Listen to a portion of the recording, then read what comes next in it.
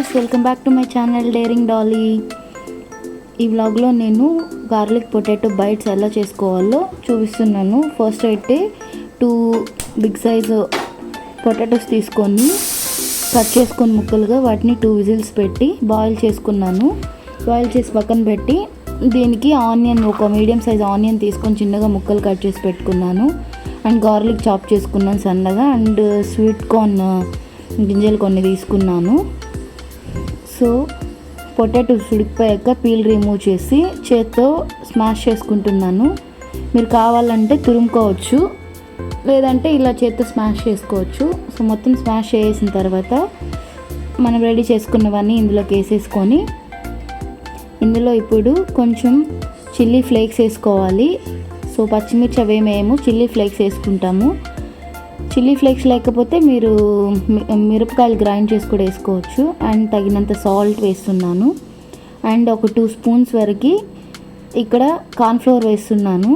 మీరు కార్న్ఫ్లోర్ లేదనుకుంటే మైదా వేసుకోవచ్చు.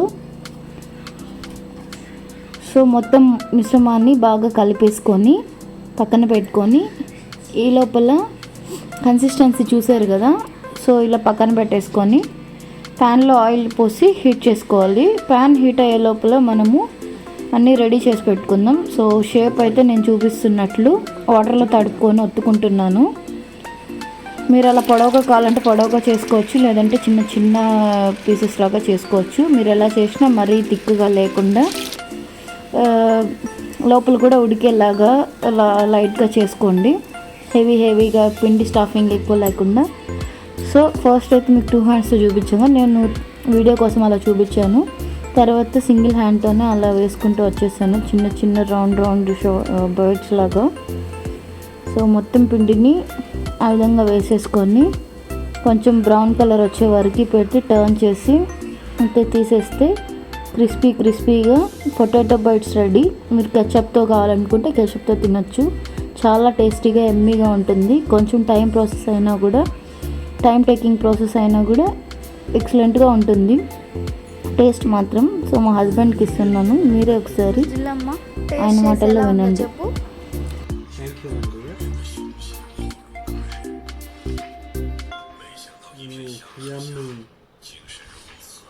నిజం చెప్పు. Thanks for watching. Please like, share and subscribe to my channel. Take care. Bye bye.